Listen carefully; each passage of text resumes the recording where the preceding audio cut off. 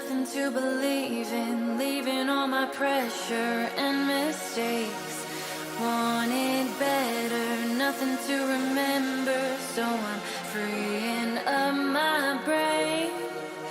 Take me flying, bring me the horizon, float above the world that I'll erase. Wipe it clean and feed me dopamine, 'cause I don't wanna feel my face. 'Cause I need love, breathing in the heat of rolling to the beat. I want it in my chest. 'Cause I dance better when I'm high.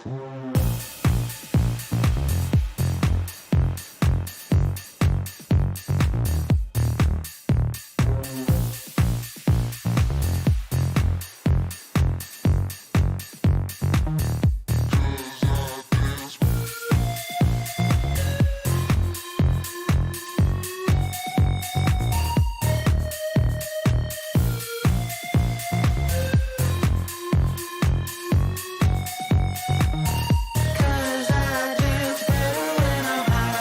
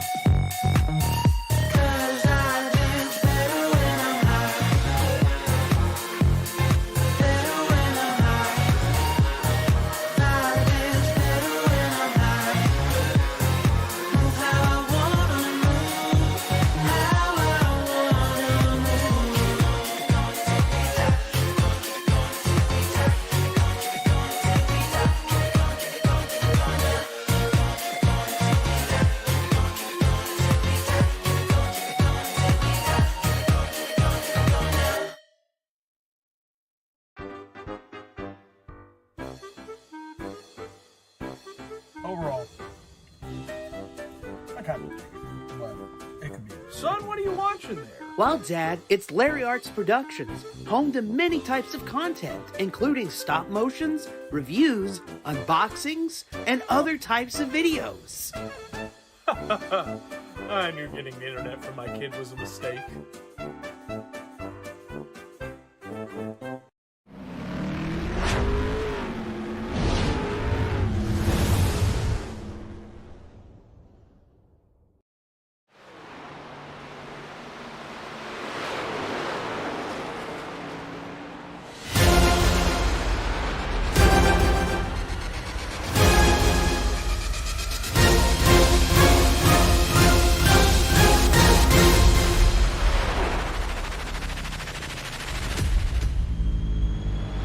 Welcome, ladies and gentlemen, to Freaky Fast Broadcasting on a Monday night, giving you the coverage of the ISRC Race Car Graveyard Truck Series.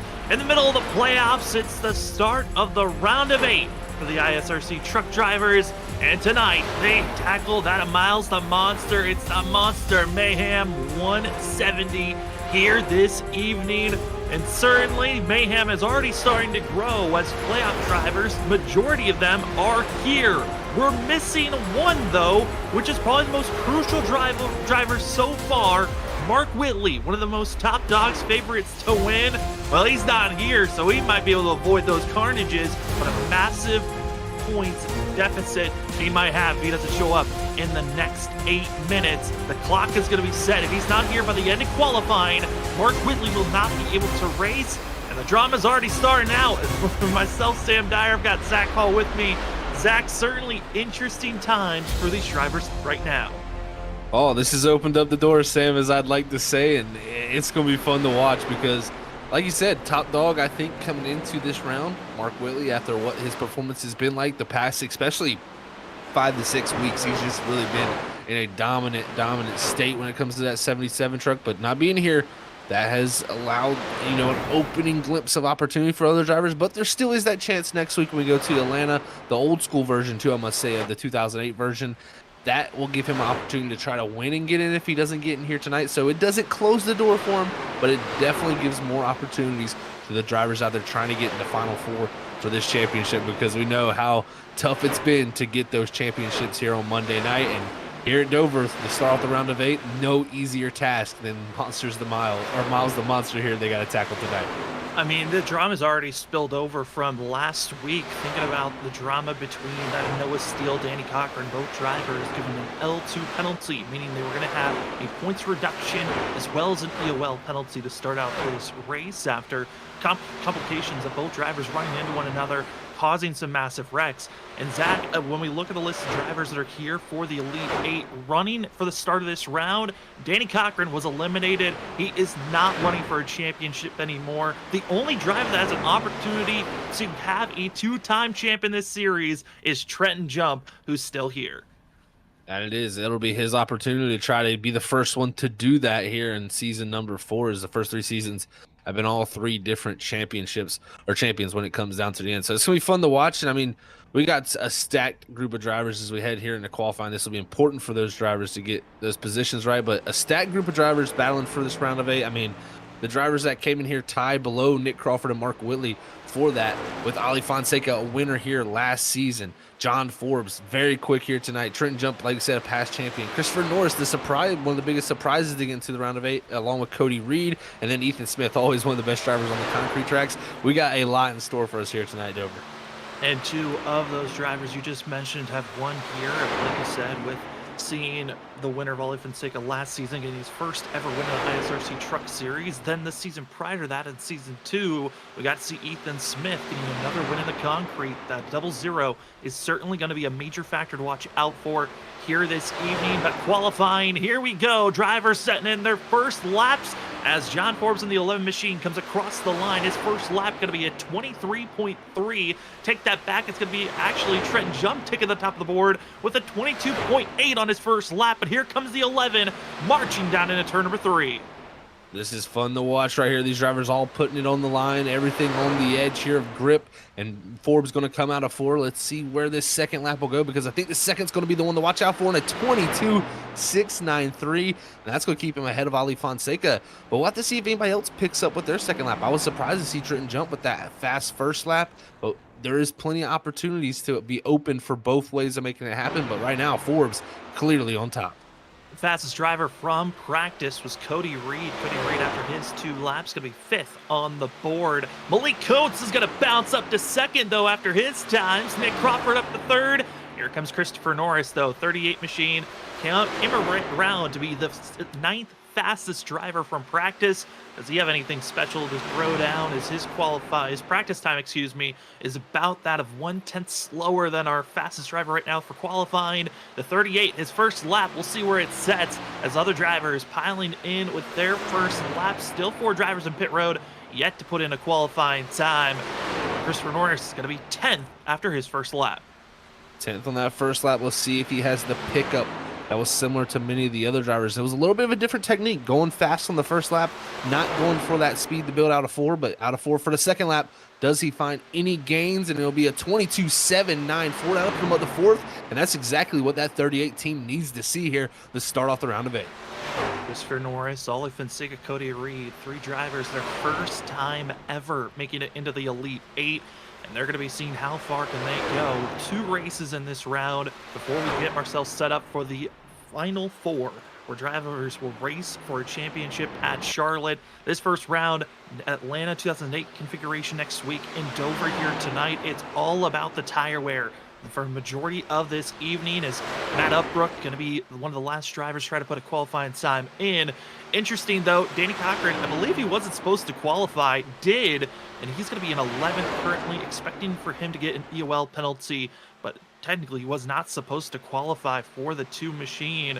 So we'll see how the admins want to relegate that. That could be a continuous penalty that can move on into next week at Atlanta, as Matt Uppbeat, after he's done with qualifying, going to be 23rd on the board. Only driver he's going to beat out is Zachary Peterson, who we haven't seen for a while. Get to see that of the 96 back out on track, as all drivers are finished up with their times, but we still have about a minute left, which gives us the opportunity to shout out some of the amazing sponsors here at the ISRC Truck Series. And one of the major ones, the title sponsor, it's Race Car Graveyard. Race Car Graveyard is where you want to go if you want to find yourself being a diecast collector. They've got a wide range of 1/24th ratios to 1/64th ratio of diecasts that are new, used, available today, and as well you can get some customs if you go use their promo code RCGY for 10% off. Go look up at Race Car Graveyard is one word on Instagram, and you can find more on how to get your diecast collecting started.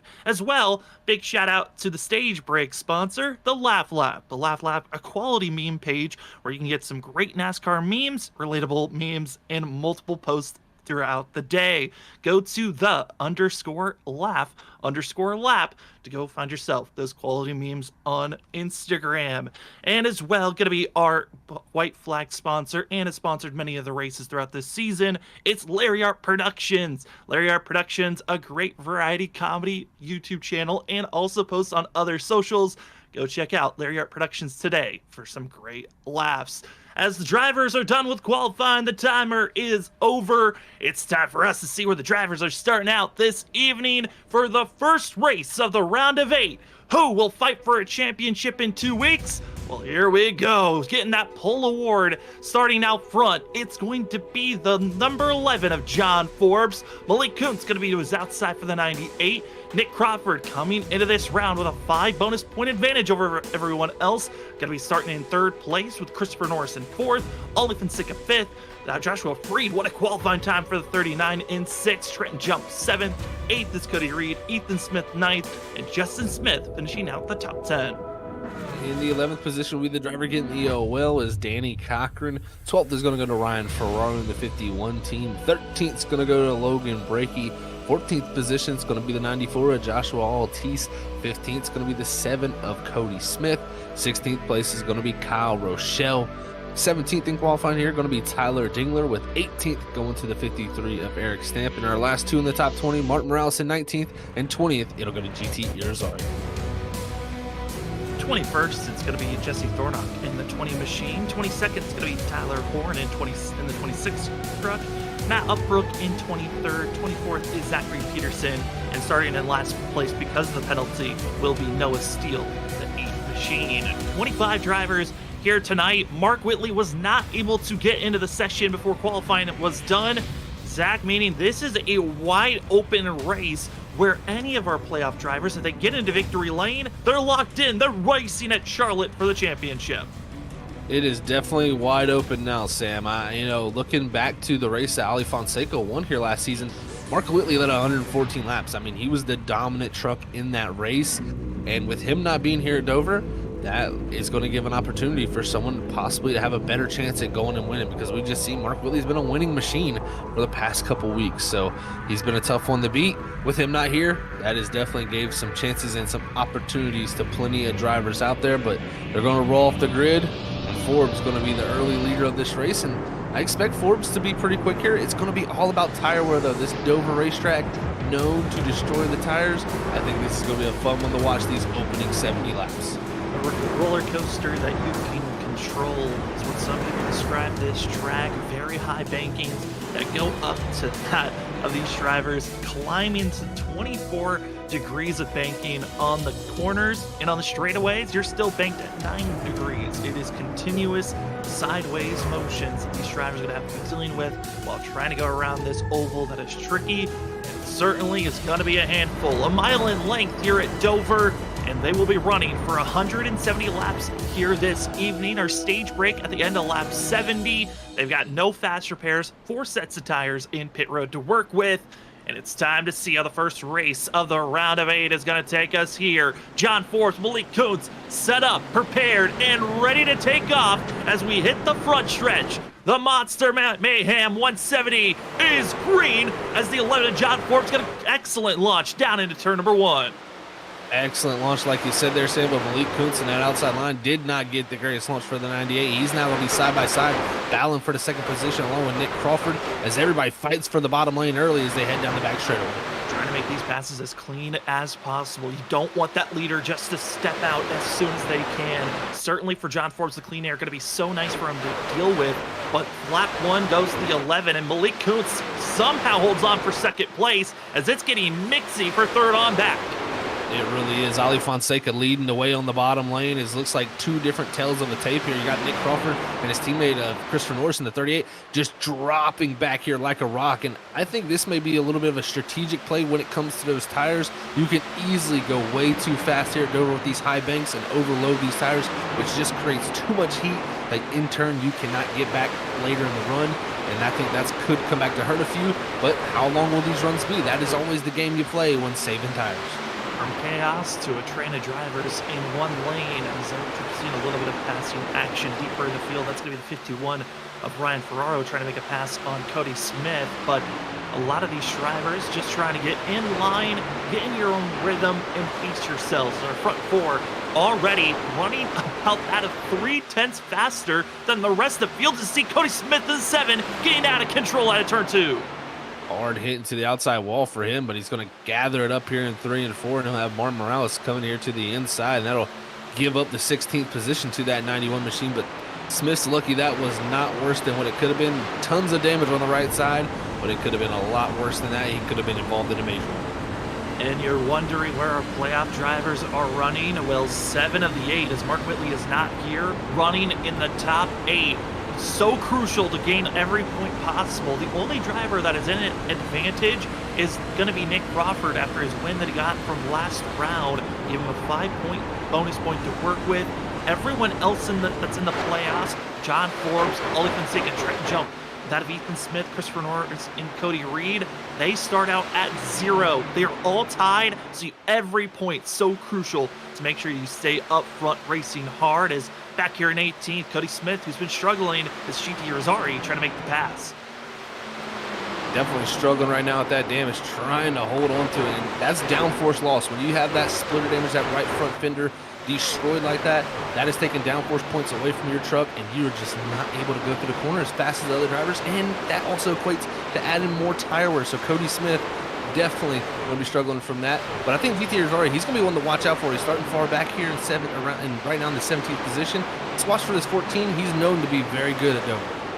And we're seeing GT run very well at this track in past races. Came away last season that they ran here all the way down in that of 8th place, and he qualified in 16th position. So he knows how to get his way through traffic.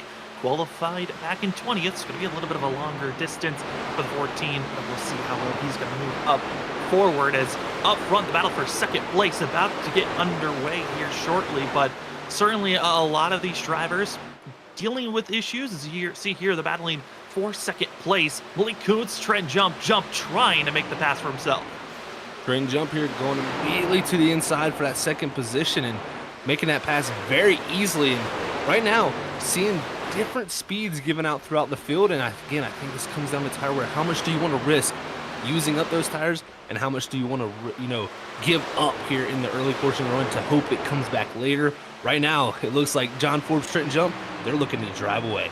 Well, also, Zach, you were telling me before, fuel going to be a big thing to watch out for in this stage break. And the stage break at the end of lap 70, but certainly fuel is going to be a questionable thing once we get closer to the end of the stage. It really will be. Looking at data coming in here tonight, about 69 to 70 laps on the fuel. And you got to equate, though. You know, we got a 70-lap stage here, folks. We have one pace lap where we run around this racetrack. Then you have to pace around another lap after the stage caution is thrown to get back to pit road. Those can add up to about 72 laps. It is very, very interesting to see how they'll work this out and make the fuel work. But you're going to have to save a tiny bit of fuel here to make this 70-lap stage work out. But leading the race right now going to be John Forbes, as we might be bouncing around and seeing what the rest of the field is looking like, because honestly, everyone is trying, like you said, Zach, different pacing that these drivers are doing with. This is back for the battle for 8th place. Cody Reed and Justin Smith running with one another for the 6th, trying to figure out how he wants to race around playoff drivers, because this is when it's most kind of crucial, when it's the last round before the final 4. Who's in, who's out? When you're a non-playoff driver, you gotta race a little bit more patient with them. You really do. You got to weigh those risk versus reward situation. Yeah, you want to have a good run if you're Justin Smith. You know, you've been kind of somewhat on a roll when it comes to finding speed here later this season, and you want to continue that trend for yourself, but you don't want to put anybody in jeopardy that has those yellow banner, you know, the playoff banner on their truck, because that just, you know, you put them in such a sticky situation that could come back to hurt you when you're in that situation at some point during your career. So you got to always remember that and try to weigh your risk versus reward when it comes to the other drivers out there that you're racing for those playoff positions. But right now, Smith definitely having a good start to his race. And as well, Joshua Freed behind the 39 has really been trying to grow throughout this season. I love the fact that he was starting to find a little bit of good runs for himself all around, but certainly interesting as we have it now up on the ticker board. The drivers in blue, those are the drivers that are in the playoffs that we're watching out. If one of these drivers that has a blue marker on them find themselves winning tonight's race, well, they're going to be finding themselves automatically locking into the next round. As well, we're watching for the drivers in blue, because if they do not finish in the top 10 at our stage break, they get no bonus points for themselves.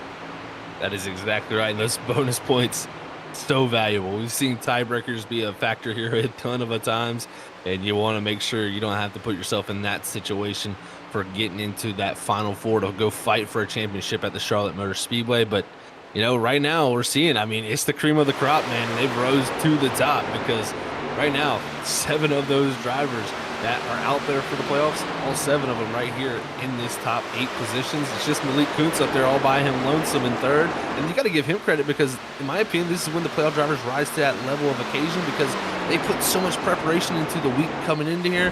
Malik Kuntz, though, showing that, man, if I was in the playoffs, I'd be right in the mix also. Riding on board with the 98 machines is right on the back bumper of Trenton Jump. And Malik Kuntz, I mean, we've talked about it. I think it's been the main storyline of his season for this 98 is he always performs. And if he could just find some finishing pace and figure out how to avoid being caught up in wrecks, this driver could have been a playoff threat. He just needs to find that switch that hopefully will click next season. This 98 could be a major threat for a championship, but it's all about finishing the races, because he's been averaging a finish of 15th or worse at all the tracks we've been to. Yeah, it's just the finishes have not been there. I think that's the broken record of the season for him for sure, is just hasn't been able to get those finishes that he wants with the speed he's shown. But right here, already having a good solid top 3 run here. Hopefully that continues on for him. And he's got to weigh his options when it comes to racing playoff drivers. So he's in a similar boat to what we were talking about with Justin Smith earlier. But right now, doing a good job putting some pressure on that 49 machine. As we jump back here, you're going to see Danny Cochran there. He had to start at the rear of the field there with that penalty in the EOL. Now up to the 20th position, and this is about 11 seconds behind our leader. That just shows you how far you can get put back here at Dover just from starting near the rear of this field, as it spreads out a ton. And it's just been difficult for Danny. Luckily, himself and Noah Steele, after their frisky moments of getting into one another last week and both being put on probation because of their incidences, they were able to get by cleanly and didn't cause any issues. With the 8 machine back in 23rd position, and he started back in last place, only able to move up 2 spots from Tyler Horn and Cody Smith, both dealing with some issues on trying to keep their trucks clean. As No Steel goes to the inside and makes the pass for that 22nd position. But up front, drivers are getting a little bit mixy, and it's playoff drivers for 7th place. Christopher Norris, Cody Reed, side by side out of turn 4, and it's Cody Reed that finally clears on the entry of turn 1. Good pass from Cody Reed there, able to get that job done on the 38, like you said. And it's a tough battle here because these two are the last two of the playoff contenders up here in the top 8. And they don't want to be that last one that gets the least amount of bonus points here in the stage. So this battle is right in front of them, and this is fun to watch as Reed was able to make a clean pass. And it does seem like he's able to start to just get away that little bit. Now is Christopher saving a little bit? We'll have to see. But that is the fun thing to watch here at Dover, is it usually tends to come back around if you are saving things. And right now it seems like we are in for a good long green run. And if we get to lap 70, some of these drivers may, I know this is crazy to say, but may even struggle to make the tires last that far. I know this week, with the interesting timing of this race here, we've had C-Fix races here on iRacing at Dover because the Cup Series and the Touring Series has just been here this past weekend. That equates to a driver's getting a lot of practice, and I know those races were 50 laps, and some of those drivers were talking of tires all the way down in the low 20s and even in the teens. So we could see, if we go 70 laps, some of these drivers may run into tire issues. I know, Zach, you've ran these trucks at this track. You've kind of been working with some of the drivers, getting your own taste of how this truck reacts on this track. I mean, is there any ways that they could be trying to save those tires? Or is it kind of a hope that you've just not burned them off as we're coming up to lap 28 starting up? Well, the number one thing to have, in my opinion, when it comes to not burning the tires off at Dover is clean air. I think John Forbes is definitely loving the clean air that he's had. I mean, he's got a 3-second lead out there and continues to turn some of the fastest laps just each and every time out front. That clean air, that complete downforce right on the nose of your truck can help a ton for saving tires and not having to overdrive that truck to keep up with the truck ahead of you. So that can help. It's mostly, in my opinion, it comes down to the entry of these corners. You can attack these corners so hard. I mean, in qualifying, these guys are barely lifting going into the corners. And when you have to barely lift, you can do that in the race, but if you do that every single lap by lap, 10, 15 laps into a run, you're going to be struggling a ton. So these drivers pretty much lift right immediately going into the corner, even though they can go much faster. So you got to hold yourself back because you just can't get too overzealous and go out there and burn your equipment up. As we look back here, the battle for 4th place now, as Malik Coates has been passed by Ollie Fonseca. It's Nick Crawford and the Champions Machine trying to set up how to get by the 98 as Ethan Smith closing in as well. Ollie Fonseca and Ethan Smith, I was talking to the both of them in these past couple of rounds about getting ready for Dover, as both of them kind of have this track circled in their minds of, this is a track where both have found success. How do we attribute and kind of take that past success into this race when there's been a lot of changes? I mean, when Ethan Smith won this race, it was over a year ago. There's been a lot of updates to this truck and track since then, and Ollie's last time that he won here was only back in October. There's been a lot of different add-ons throughout that time, and Zach, I mean, yes, you might have a track circled up, but you never know with these iRacing updates to these vehicles on if these are going to translate from past seasons. Oh, that is 1,000% a great assumption by you, because this track is a love-hate relationship for, I think, a lot of drivers. You know, they come here and they feel very comfortable sometimes, and then they'll come back a couple of years or a month later and they'll feel completely out of their comfort level. And that comes down to the setup, mostly the iRacing updates that change physics in these trucks. There's just multiple little things that change, and it can change to fit certain drivers' driving style. It's all about fitting how you drive compared to your other competitors, especially when everybody's on the same equipment when it comes to the setup. And that really makes the racing that much more interesting, and it makes it mixed up, because, you know, you'll see drivers that'll be good a season ago here, but then maybe the next season they're just not as competitive due to the changes that have came in. And it's just one of those things you got to deal with when you're sim racing. Sim racing's always a joy, and again, like I said, love-hate relationship. That's really what I hear a lot when we talk about Dover with other drivers. We do have an update of one driver here tonight that we've covered in other leagues throughout the week.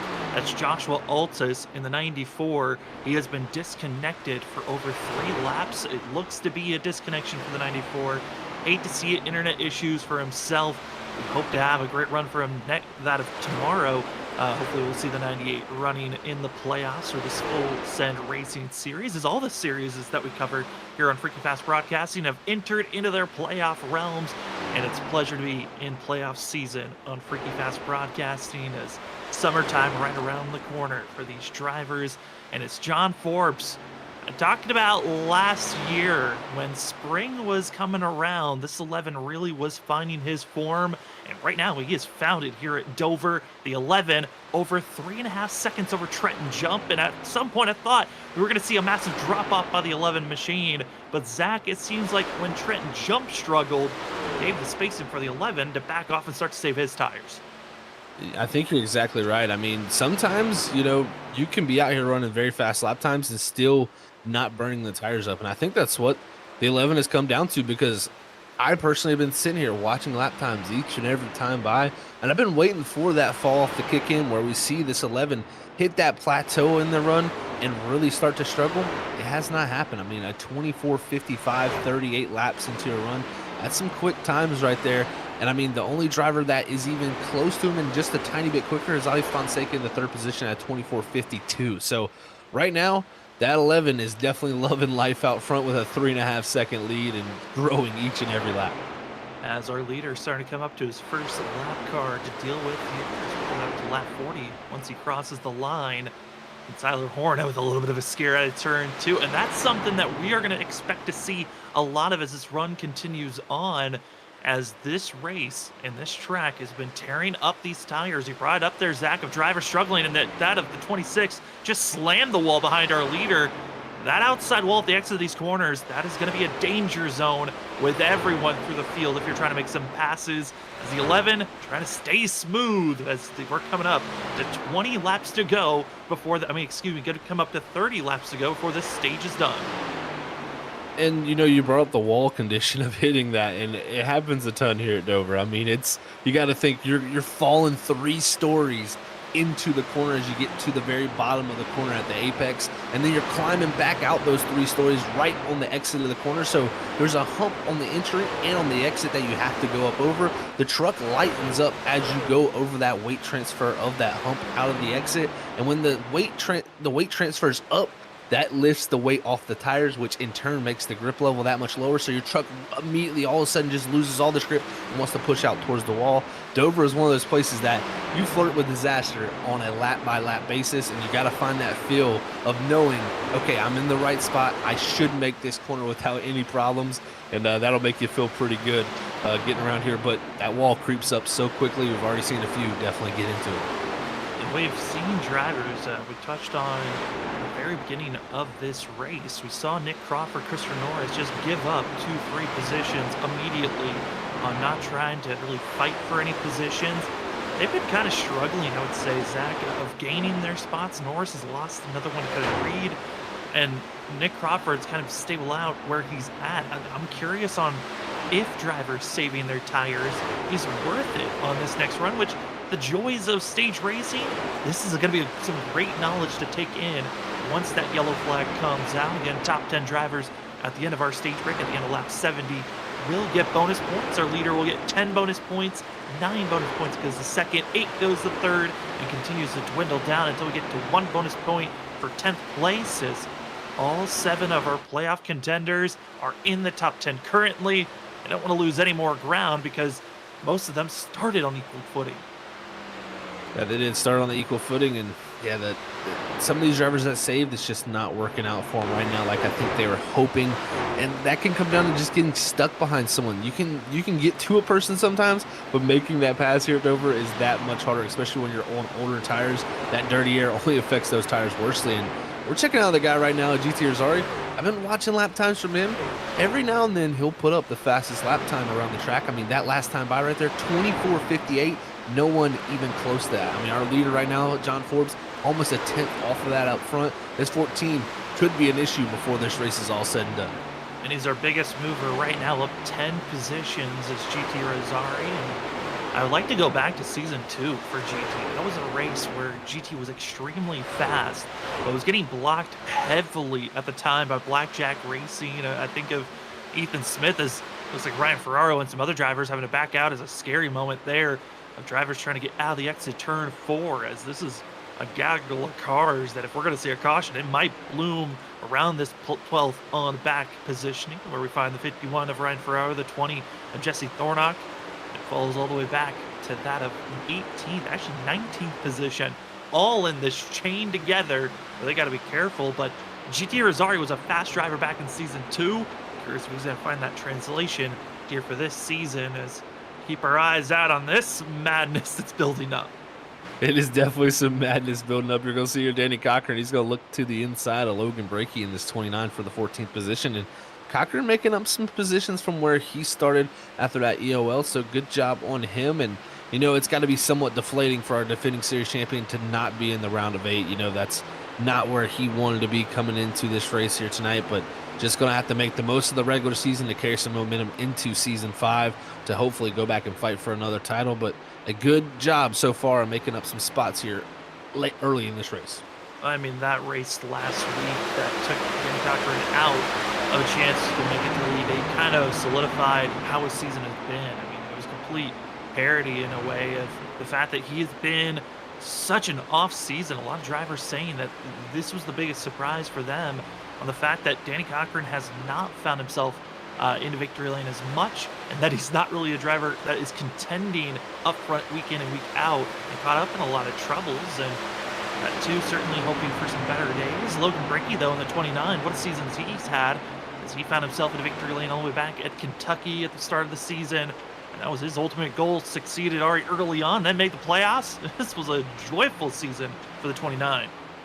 It really was. He got that win, man, and that made him so happy. And it made us happy over the booth just to hear the joy in his voice of getting that first victory here at ISRC. And it just shows you how important sim racing is to a few of these guys out here, just to go out there and finally get that checker flag they've been so deserving of here for many seasons. As we check back up into this 3-truck battle, you got Smith here trying to drop back to Ferraro, as Thornock right here looking to run a little bit higher, maybe find some clean air to try to formulate a run up on the group ahead of him. Trying to find some speed, but the 6th does not look comfortable. He's been very close to brushing the wall just on the straightaways, and see how those drivers continue to run on, as Christopher Norris now in 8th place. Now, he had already been passed by Cody Reed about 20 laps ago. Now under some heavy pressure from Joshua Freed in the 39. Joshua trying to have one of his best runs of the season for the 39 machine, currently in 9th place and keeping up good pace. He's running just as fast as our leaders, actually. Surprised to see how quick the 39 is being right now. Very fast. Joshua Freed, yeah, definitely having the race of his season so far, especially with the speed he's showing. I mean, you can get good finishes, you know, just, you know, by lucking out a few times by here and there, you know, positions, but a lot of speed showed from this 39. This is impressive to see from him, as he's right behind Christopher Norris, our last of the playoff drivers here. But Christopher Norris starting to close in a little bit on Ethan Smith ahead of him, but Cody Reed also getting past Ethan Smith not too long ago. He's up to 6th, and he's starting to go forward and run some very fast times. Reed about 3/10 faster than his teammate of Forbes, who I think, Sam, has finally hit that wall, because those times are starting to really show that 11 is very tight out front. Yeah, and I was curious on if those times were because he was dealing with live traffic, because he'd gotten by Matt Uppbrook, but ever since he's gotten by Uppbrook, it's been staying pretty stable, about a tenth slower than the rest of the field. But because of how much of a gap John Forbes has built out, I think this gap might hold until the end of the stage, and it might turn into a fuel-saving run. Again, these drivers, they might have enough fuel to make it to the stage yellow, but making it to pit road could be a questionable moment, as one driver has already come to pit road. That was Cody Smith, who's dealing with some heavy damage and also had a slight required damage for himself. He's currently 6 laps down. Matt Uppbrook and Tyler Horn both 1 lap down. We've got 21 drivers on the lead lap, as Joshua Altus is our only driver official out of this race. We're on lap 58. Have to finish out this lap and get ourselves prepared for the final push of this stage. And Zach, I'm looking at the field. I think the middle portion of this group should be good on fuel, but the leaders, especially our top 4, they pulled out immediately, and I'm slightly concerned on what their fuel run's going to look like. We'll have to see how the fuel works out for this group of drivers, as we're 12 to go, coming to 11 to go next time by. I'm definitely concerned for fuel for a few of them out there, but one of the other things that concerns me just a little bit is we're getting into that region where I think we may see some tire failures from a few guys out there. If it's going to happen for a few of them, it's going to happen in these next 10 laps here of this stage. And we could very easily see one of those meatball flags pop up for required damage, because those guys are going to have to come down and change a set of tires. If that happens to you, you're going to go at least a lap down, if not 2, and that could be a huge detriment on your whole night, how it plays out. So we'll have to see if anything like that pops up. But right now, Trenton Jump's still trying to hold off Fonseca, who's been hounding him for multiple laps. Well, what's kind of ironic about that, right when you called it, Tyler Horn was one of the drivers that just got a blown failed tire. He was forced into pit road. And we were talking about that group of drivers from 12th back to 18th place. I'm keeping my eye on that group because there are some drivers in there that have been pushing very aggressively on their tires. And I'm curious if they're going to find any troubles as this run continues on, as the front runners are hoping this race continues to stay green. As we see this drivers, got Cody Smith, fresh rubber, and putting the pressure on Tyler Dangler, as well as Logan Breaky. Well, let's see the closing distance that those new tires have. And look, up the racetrack the 7 goes. He's just going to go anywhere these guys are not to make speed. And right now, those new tires, he bounces into the wall, and that's got to be scary for Breaky when you see a guy coming with new tires getting into the wall on the outside of you. You're just saying, man, just get by me as quick as possible so you don't have anything to ruin my race. But Smith, I mean, you just see already, I mean, a full second almost ahead of these guys just through one corner. As those tires just make that big of a difference. Yeah, and Cody Smith, one of the drivers that's really been trying to grow throughout this season. Had some troublesome spots at the beginning of the season, but has been trying to find some more consistency. As Tyler Dangler gets into the wall, as out of Noah Steele tries to get himself to the inside lane. And I mean, Zach, I think that might be the most surprising thing. I haven't seen a lot throughout this race. Are drivers scrubbing the wall on the entries of these corners? Been seeing it a lot more often recently. We really have. It seems like people are trying to sweep out and get that opening of the entry to help their truck turn. And just sometimes you just get a little too much with that safer barrier there sticking out, especially right on the corner entry. And you get that little bit of a right turn right before you turn in, and you catch that wall. And, you know, damage here is not something you want. Luckily, those hits like that usually are just paint, you know, take the paint off, but nothing more than that. So we'll hopefully not see too many of those damaged trucks. But right now, it looks like that 19 getting passed by the 8 there after the rebounding from the UL. More drivers losing tires. Kyle Rochelle just giving a meatball flag for a blown tire. He's still able to run and keep up a decent pace. Matt Upbrook also given a flag of having to come into pit road because of a blown tire. It is continuing to ramp up. I'm keeping my eye on it because it is a constant worry. 5 laps to go before this stage is done. One, is fuel going to make it for these drivers after yellow flag is thrown? And can the tires last is the big 2 factors, because if you get caught having to come into pit road before the yellow flag comes out, you're going at least 2, maybe even 3 laps down, and you cannot afford, as Kyle Rochelle hitting pit road, and our leaders up front crossing their fingers to the end of this run. Oh, man, I don't know what happened to our leader, John Forbes, but 25.50, then a 25.48. I don't know if he's saving fuel or the tire is starting to come apart for him, because that is a common syndrome. Right before the tire, you know, completely fails, you'll hit this plateau that you just fall completely off that plateau, and the lap times will drop off by about a half second to a full second. And that's kind of what I'm seeing from this 11, but it could be fuel saving. He could notice, hey, I need a little bit more fuel to get back around to the end of this finish. And because right now, 25.1 there picks it up a little bit better. So hopefully just fuel saving for that truck. I saw a couple of drivers that last time by actually hit 25, mid-25s to low 25-second times. As again, that's about 2 seconds, 2.5 seconds slower than their fastest laps. You are on the edge and the brink.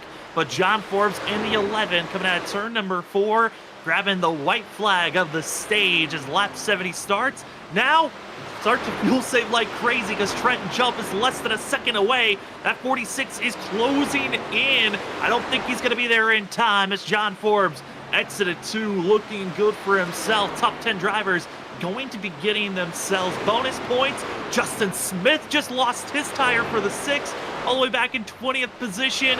But at a turn number 4, across the line, it's John Forbes, but they have to wait until 10th place crosses the line. Zach, that's an extra lap they may have to save. That is exactly right, Sam. You know, 10th there, just crossing the line. Now it's Forbes wrecks. Forbes out of the wall, out of turn number 2, wrecks it and bends in the outside wall. Oh my goodness.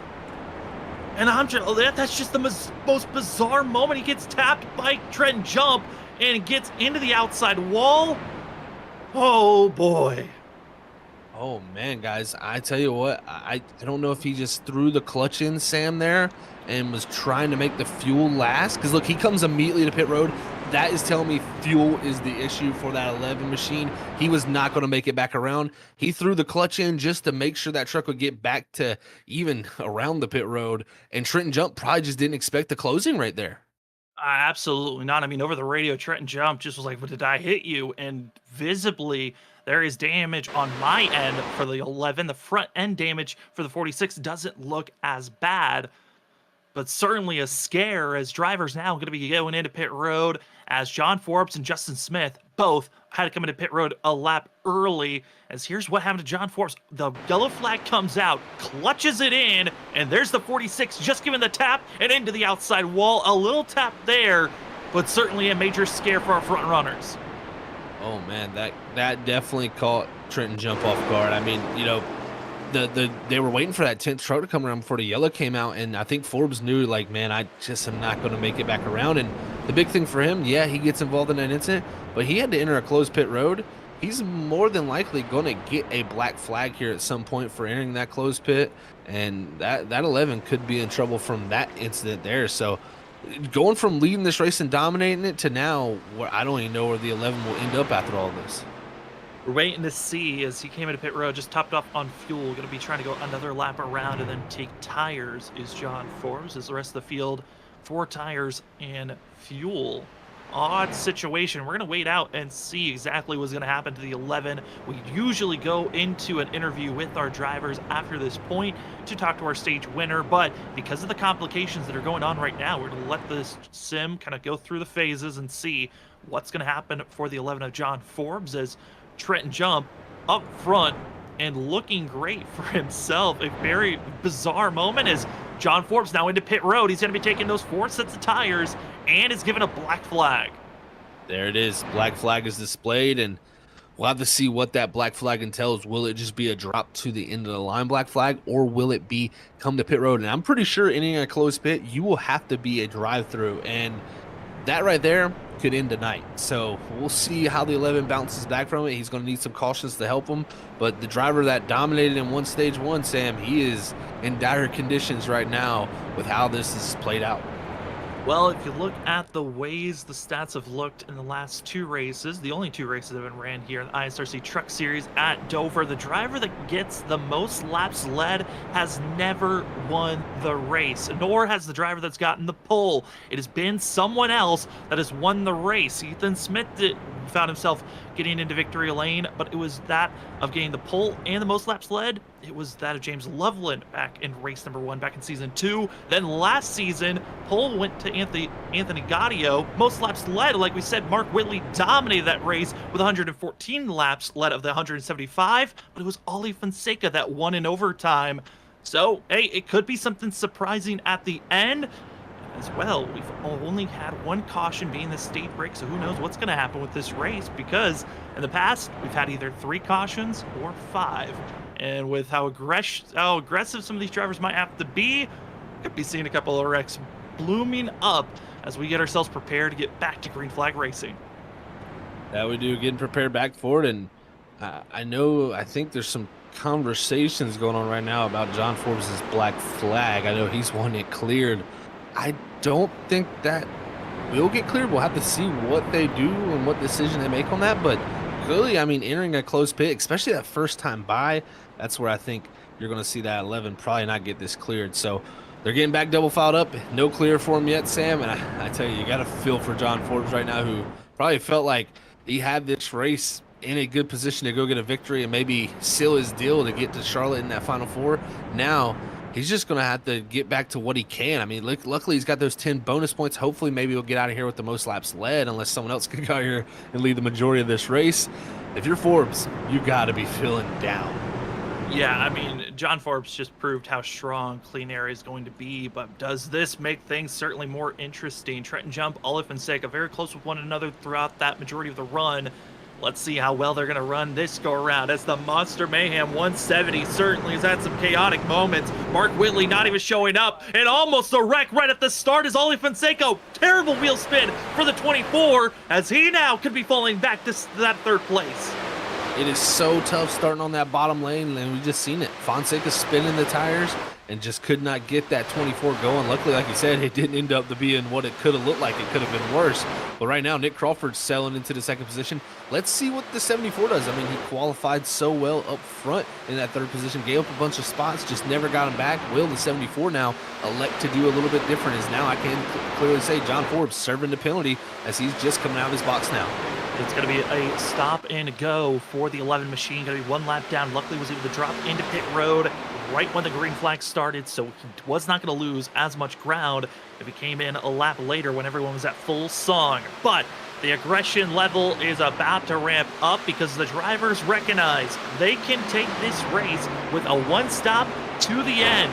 Now that means that they don't have to worry about when the tires go out. They can be as aggressive as they want, really, for these 45 stints. They should be good on fuel and tires. It's about the timing, though, when you want to come into pit road.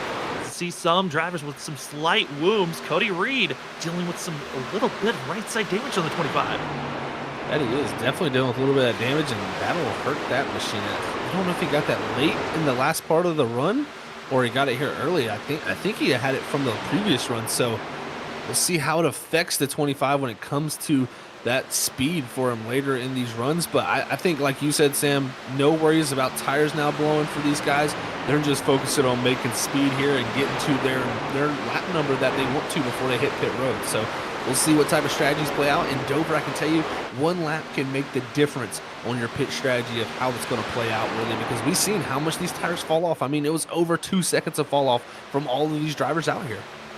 And I did go back and see Cody Reed. It was back at lap 63 out of turn number 4. He bounced off the wall, so it was the final little sprint.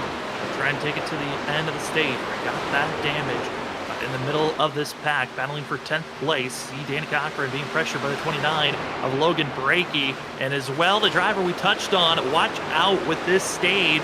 GT Rosari in 11th place, the 14. He's trying to find his way to be moving up forward, as well as Eric Stamp in the 53 at one moment was battling for 22nd position, now up to 12th and looking very racy at this current moment. Definitely is looking pretty racy here. And, you know, I think it's all ramped up just that little bit more, with these drivers knowing, hey, we don't have to go 70 laps no more. We can push that a little bit more hard. But I will tell you, you know, it's 45 lap runs. But you can get pulled into that game of playing like, well, it's only 45 laps. I'll be fine. These tires can hit a cliff pretty early if you go out there and overheat them and get them really hot. So we'll see if any of these drivers fall into that little bit of a trap. But right now, Danny Cochran with 3 trying to make that move on Norris. It slowed him up. This allowed Danny Cochran now to dive to the inside, and that 2 trying to make up spots. Danny Cochran, last season's champion, knocked out. It was not able to make the round of 8, putting the pressure on one of our elite 8 drivers, Christopher Norris. So you can tell the difference between our playoff drivers and non-playoff drivers by that gold splitter and also spoiler and banner that these drivers are working with. That is the indication that you are a playoff driver. Everyone else trying to see how respectfully they want to race around one another, if they want to get aggressive. As really tonight, going to be a big question mark. Was Danny Cochran going to be willing to be as aggressive as he wants to be? As he is right on the bumper, gives a tap, and behind them, driver into the wall hard. It's Joshua Freed. He keeps it straight. We stay green as Danny Cochran, aggressive driving, might have spooked some of the drivers behind him. I think he did possibly there, as the Freed there with contact with Brakey and them coming off the corner. That's what put him up in the outside wall. But Christopher Norris there, I think, got a little bit spooked from that 2 getting that close on the exit of the corner, and I don't even know if there was even a little bit of slight contact, but luckily for the 38, he hangs on to it as the 2 goes by. And Joshua Freed immediately into pit road for the 39. He was trying to go for a top 10 finish here this evening, and instead going to be going multiple laps down. Hate to see that for that driver. Also, update for John Forbes. He is back in 21st position, but he is not the first car 1 lap down. He's got Kyle Rochelle, Jesse Thornock in front of the 11 machine.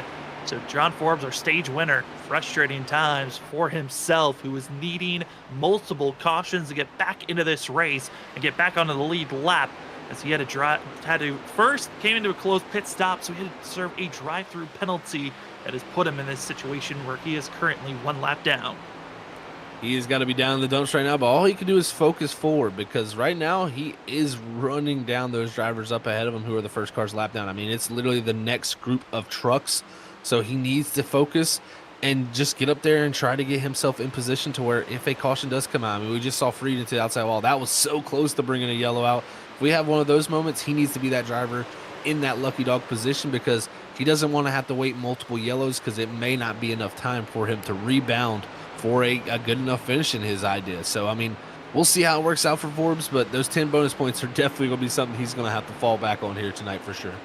That he is, as we actually want to go back to that group of Christopher Norris, Logan Brakey, 8th place runners, because this group of drivers, Christopher Norris, it seemed like he is doubling down on saving tires.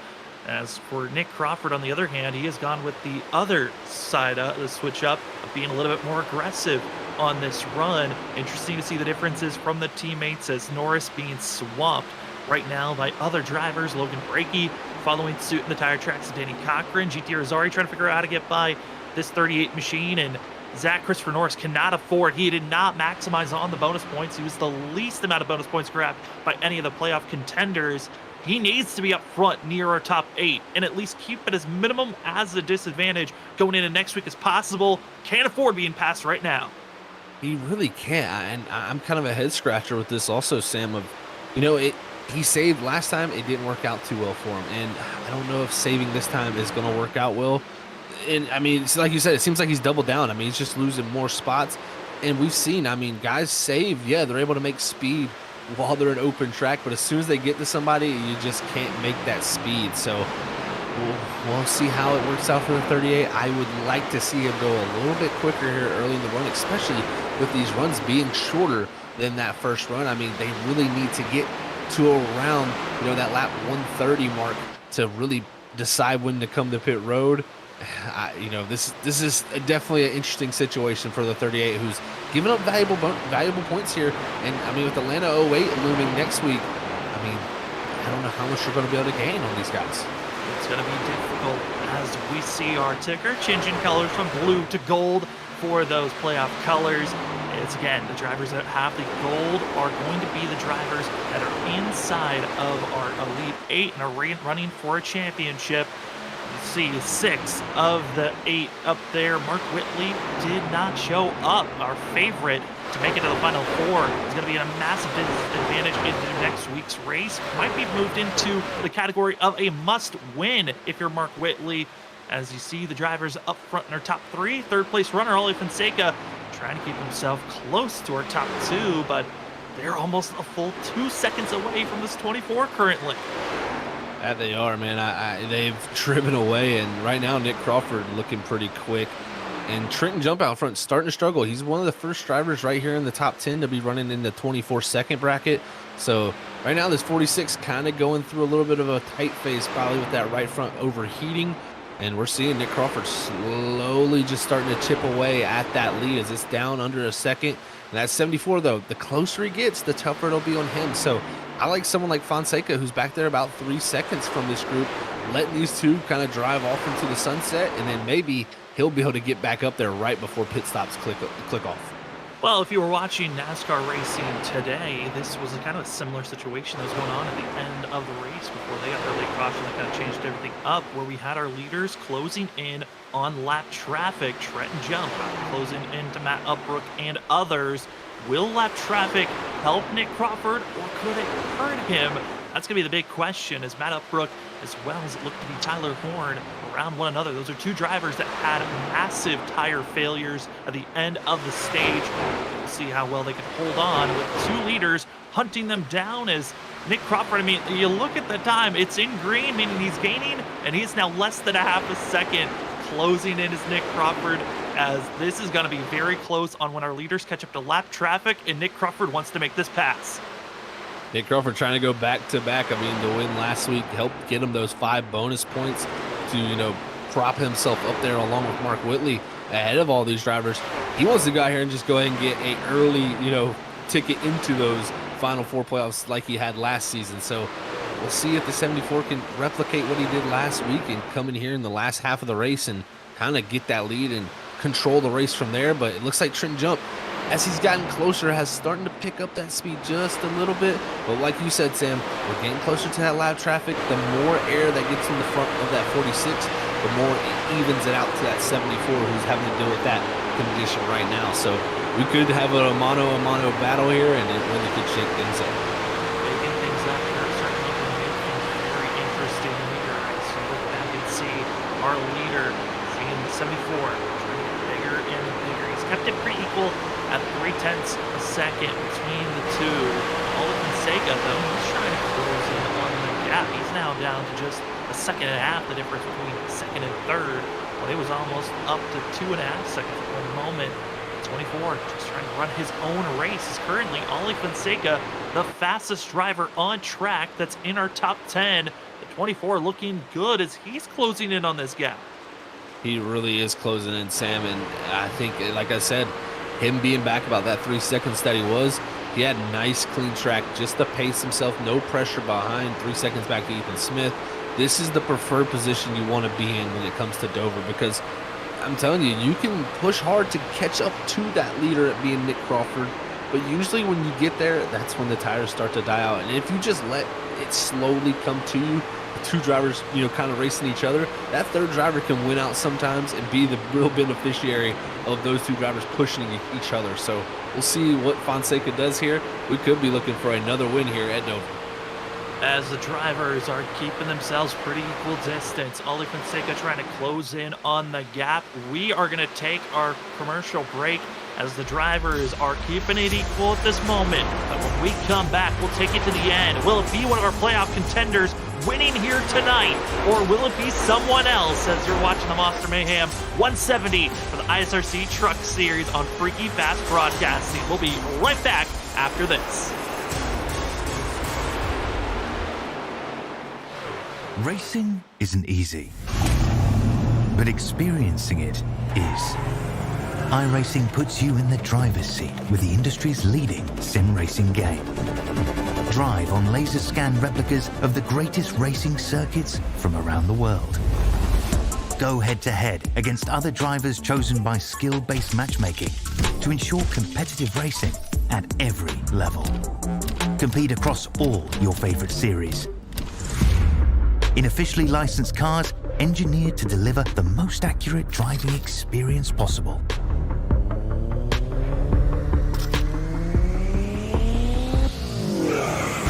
Join a race or host your own with players from across the globe. Race against the computer or in a league with friends. Feel the thrill behind the wheel. Visit iRacing.com.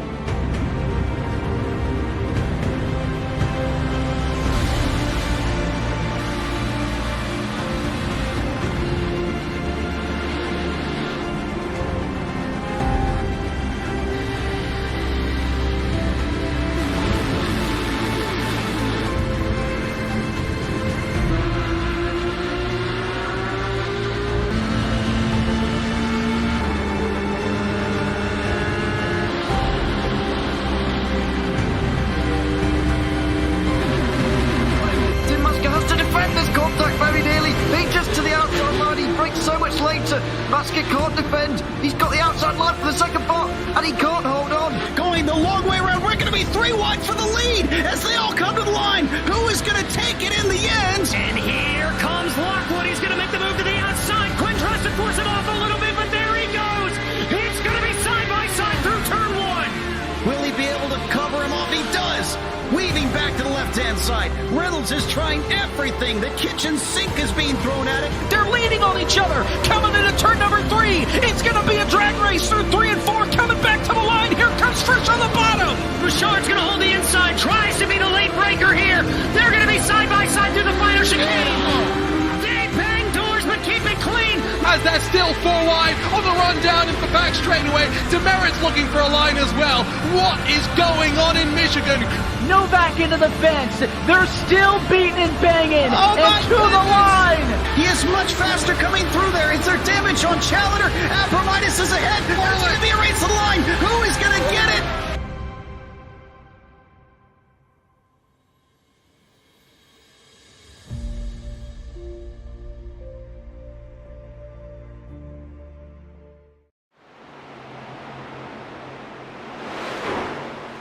Welcome back, ladies and gentlemen, to Monster Mayhem 170 here at Dover. Drivers underway with pit stops. Drivers in the middle of the field not feeling comfortable with pit road. And you see there, chaos through that of 3 and 4 as Logan Brakey comes into pit road.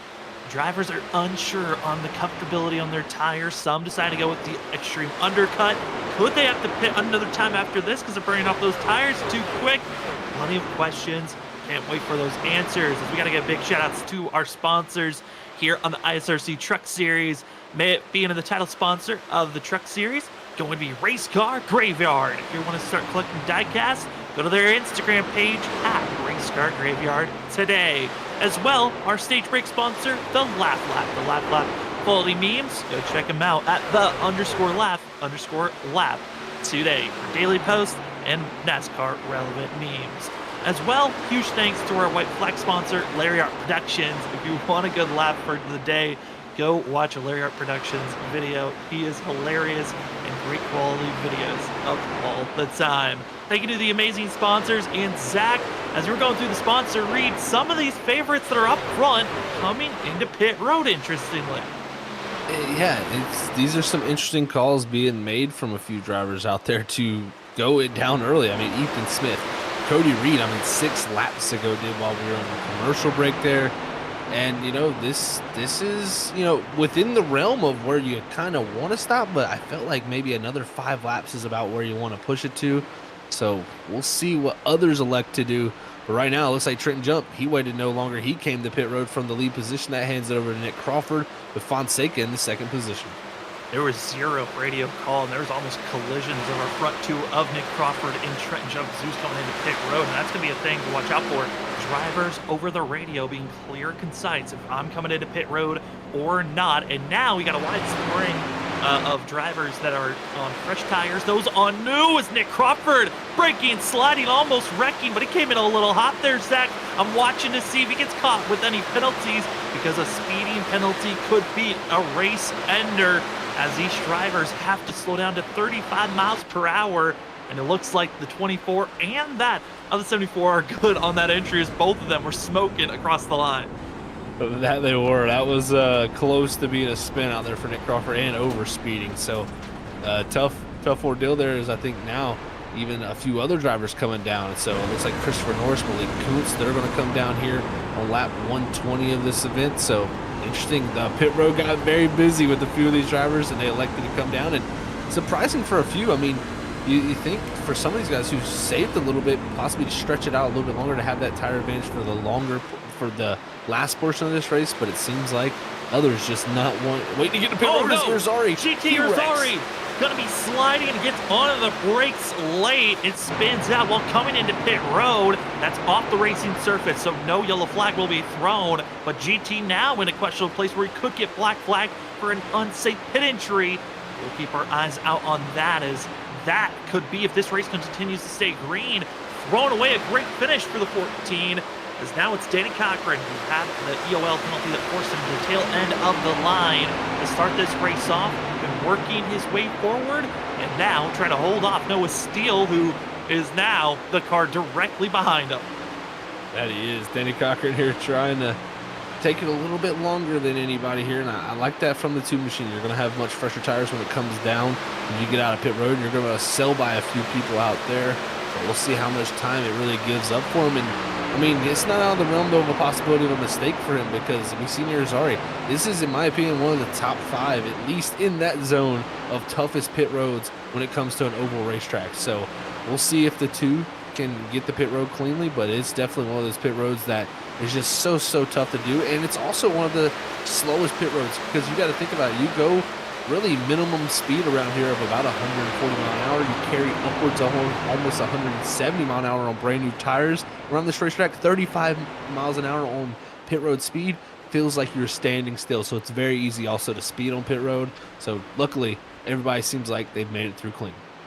As Danny Cochran's going to let the 14 drive on by on the inside lane. Trenton Jump trying to close in on our front two leaders. As Noah Steele right on the back bumper of the two. And Zach, I'm looking at the numbers. The differences between drivers that have already come into pit road. Trenton Jump was already past Cody Reed. Reed did the extreme pit stop of pitting about 6 to almost 10 laps sooner than other drivers, and he's already the 5th car in line. This is going to be a huge net negative for the 25, who was hoping to gain an advantage in some way of having to pit sooner.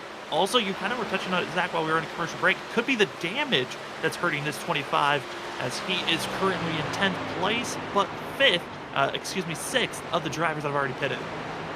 Yeah, and this is a thing that happens a lot, in my opinion, is where you'll see a driver who had really good long run pace, for example, the 25, who was looking really good, all the way up to about lap 60 of that first run, got in that wall lap 63.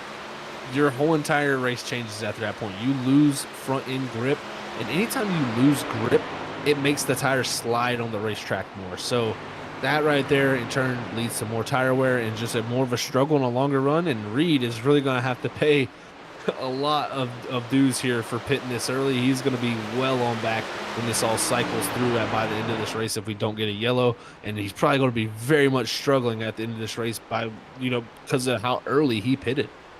As Noah Steele, blink of an eye, got to see Trenton Jump, who is rocking his way past our leaders to unlap himself currently, as the 46 continues to run as fast as he can at this moment, trying to keep the gap over Nick Crawford. Again, Nick Crawford, who we saw have a very scary in-pit entry, locked up the brakes, wiggling, lost over a full second of time on top of pitting a lap later. So Nick Crawford's got a lot of momentum. He's got to figure out how to bring it back into this race while also being heavily pressured by Ali Fonseca. As this race continues to go on, Danny Cochran continues to stay as our leader as Nick Crawford gets squeezed to the outside wall as the 2 and the 15 blast their way by with fresh rubber. It shows you how fast the closing rate is. And look, Danny Cochran, their first teammate, Fonseca, he says, here, I'm going to jump right out the way for you, let you go right on by. And that was good for Fonseca. That was allowed him to gain a little bit there on Nick Crawford and get closer to him. But as he does that, the 2 hits pit road here. Let's see if he has any mistakes, gets it nice and down the speed here at 35 mile an hour. Other drivers that are coming to pit road will be Ryan Ferraro, as well as Noah Steele is already coming to pit road. It's Tyler Dangler and his Ruru tribute scheme of his cat that passed away at the start of the playoffs. He has been trying to run with this scheme with pride, and currently one of the last drivers to be out there on track. John Forbes also needing a yellow badly for the 11. He has yet to come into pit road, and I don't see the 11 trying to come to pit road until the very last moment as he's on the lead lap. But man, is this 19 trying everything he can to stay out of the way of drivers with pressure rubber. But at the same time, he's got to be thinking about pit stops here in the next 10 laps or sooner if he doesn't come down now. Completely agree with you, Sam. I mean, he's kind of in the same boat as what the 11 would be, where, they're looking probably both to stretch it out here. I mean, Tyler Dingler, outside of the playoffs, this right here I think is a smart decision. Him, nothing to lose, stretch it out here, because if the caution was to come out, he traps a good portion of the field a lap down, and then he'll also have some track position from this. So we could see this 19 stretch it out for a good bit longer, and he'll have the lead because he's got about an 8-second lead back to his drivers, but washes way up the racetrack there, letting by that 38 Norse, and just, try not to hold that 38 machine up.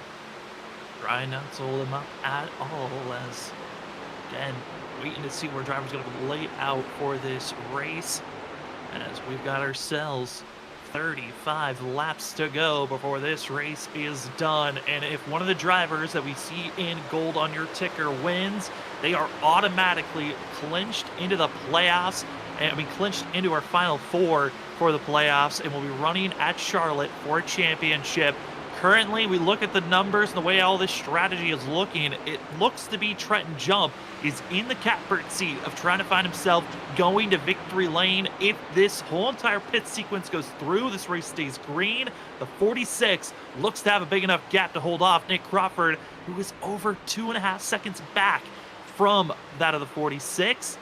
Who already have made their pit stops and are good to take it to the very end. But that's if their tires can last to the very end, as here comes the 2 of Danny Cochran, who's a lap down, fresher tires, trying to get by Ole Fonseca.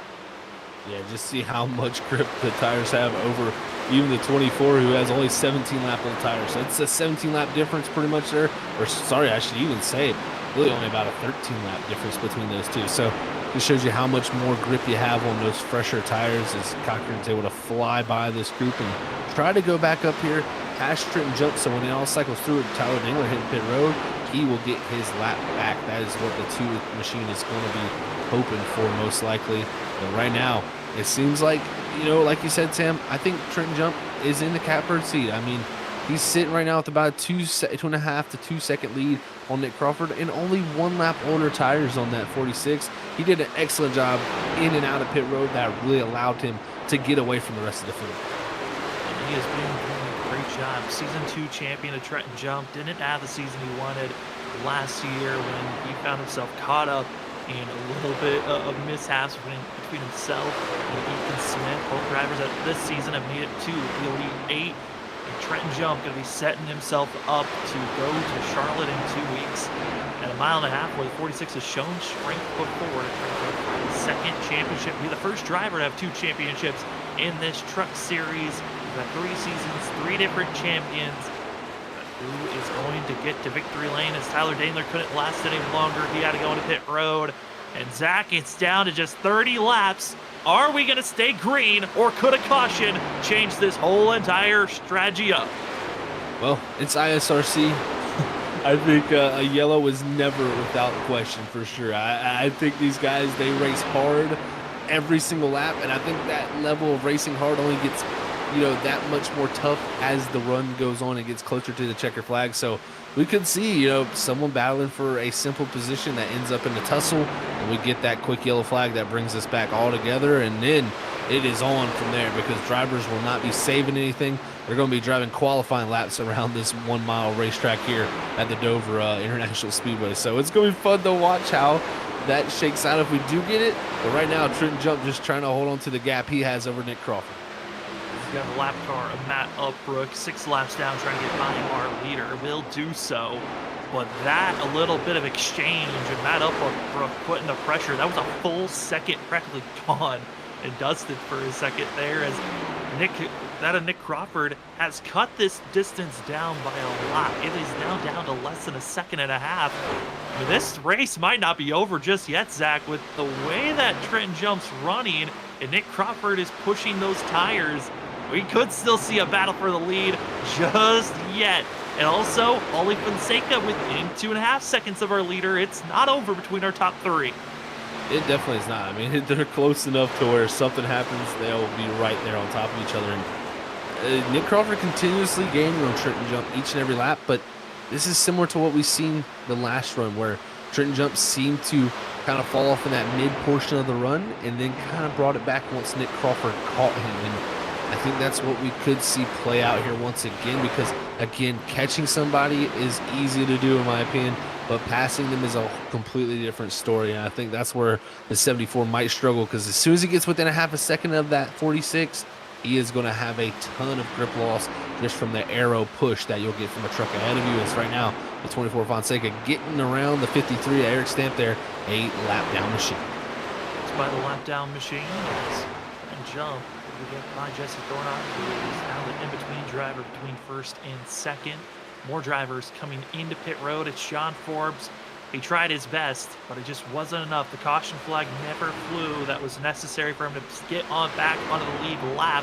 He will now fall to most likely 2, maybe even 3 laps down to be back in 19th position. After winning the stage, that's a tough pill to swallow for the 11 machine that he could be even after winning the stage, having such a great first half of this race, it may not be worth it for all the points, and he might be in a deficit. Need another miracle run like he did last week to get in the Elite 8. Need another one next week to get into the Final 4.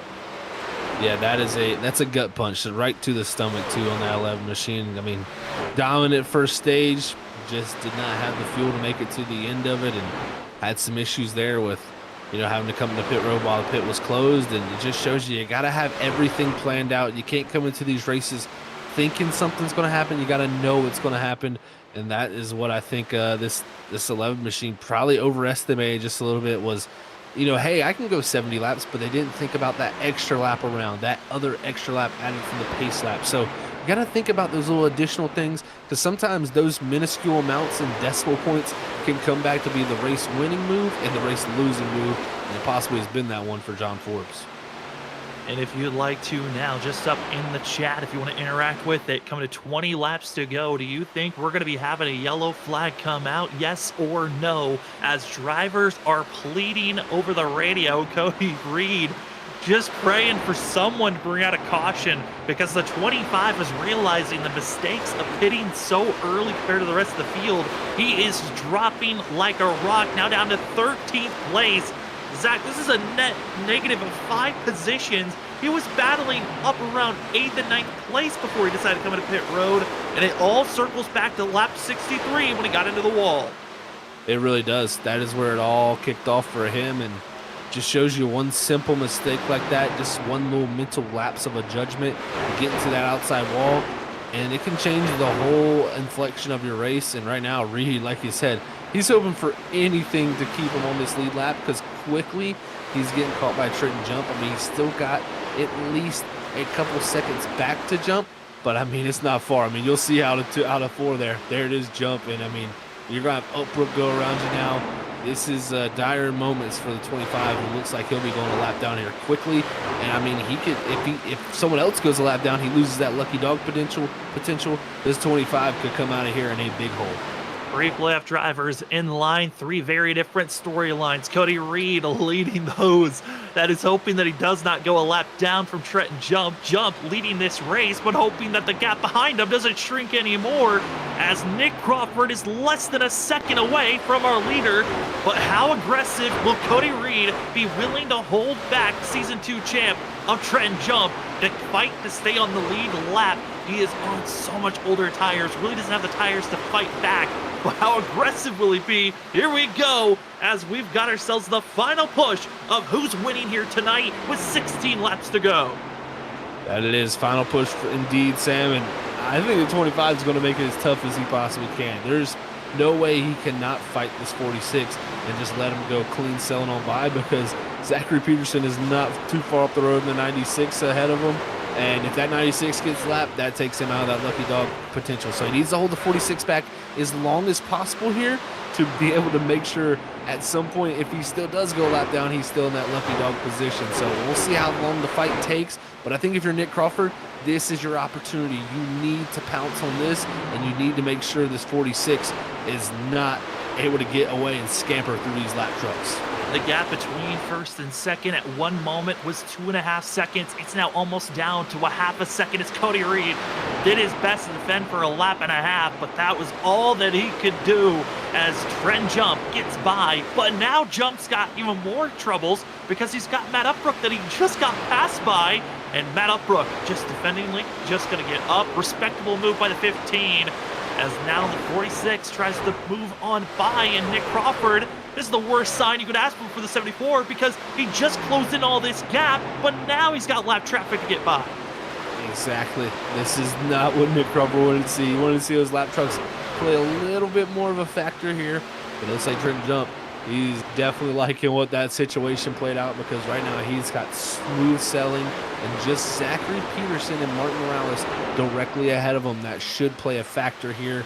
And I think if you're the 46, he just needs to hit his marks here, because with that 0.7 of a second gap, Nick Crawford's going to have to do wonders to try to get around this 46 before this race is over.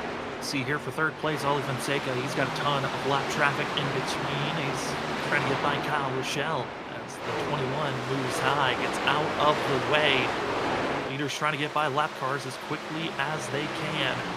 A lot of scary moments throughout this race. We've seen drivers have faulty tires and have not brought out yellows. We've seen green flag pit stops of drivers spinning out and not bringing out yellows. The only caution we've had here this evening was our stage break, where that of John Forbes, found himself winning the stage, maximizing on those bonus points. But ever since then, Trenton Jump took the lead after a black flag given to the 11, and the 46 has just been pulling away, feeling confident. And the 74, Nick Crawford, just watching our leader having such easy passes by each and every lap car. This is getting difficult to watch if you're the 74 machine, because now he's got Zachary Peterson in between. He just gets by one lap car and a new one pops up right in front. It really is like that. It's somebody back there almost into the wall. Looks like that was Uppbeat back there, but Nick Crawford is not liking what he's seeing. He wants to see him catch him on the exit of the corner. Have to make that move late and have to pitch that truck off where he has to slow down some of the momentum.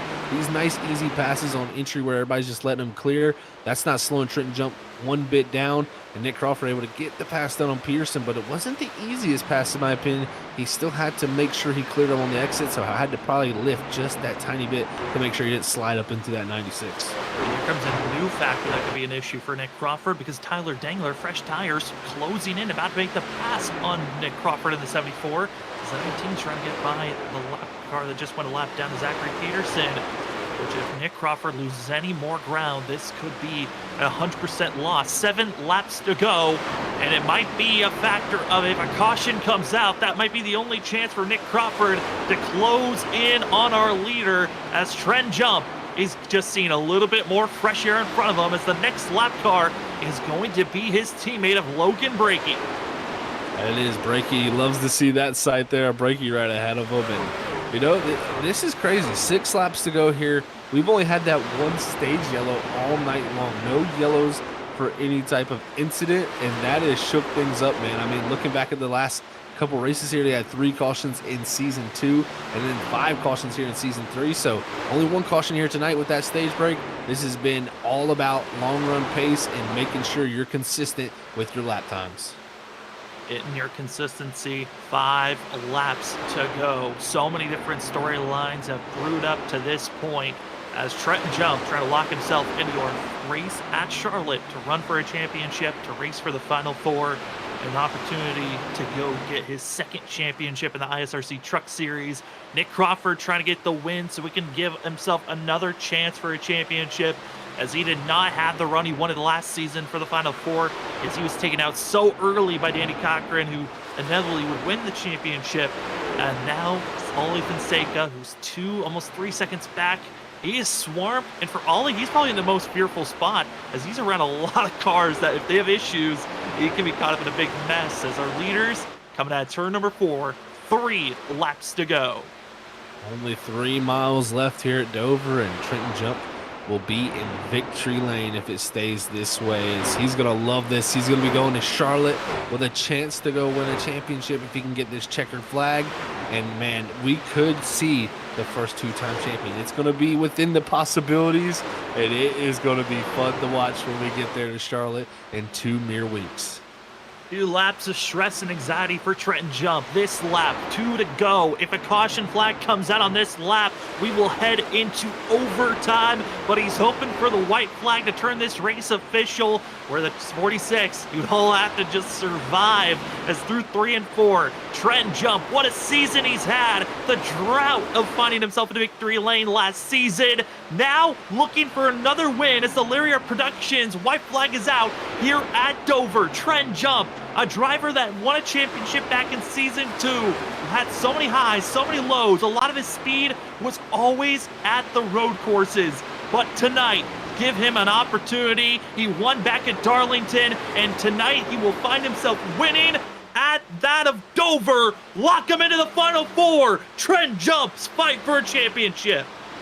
What a drive. Got that lead, Sam, from stage 1 after the incident with John Forbes. Never looked drove away from the field, had somewhat of a, little squabble there with Nick Crawford trying to run him down. But, man, this guy was just picture perfect on the pit road, made everything work.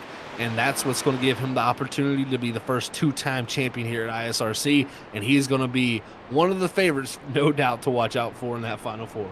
He won once during the regular season at Darlington. He won at the Daytona Road Course to start the playoffs off, and now locking himself in. Doesn't have to worry about the Atlanta race next week. He is now officially one of our Final Four contenders. The run for a championship. Can't wait for it. I mean, what a redemption story for the 46 after being taken out last season in the fashion that he was at North Wilkesboro, intentionally wrecking Ethan Smith to miss out on the Final Four. Now he is officially there. The stress is gone. And for us up at the booth, we're going to step away. When we come back, we're going to talk to our top three and that of a spotlight driver to get their thoughts on how tonight's race went. We'll be back in just a few moments.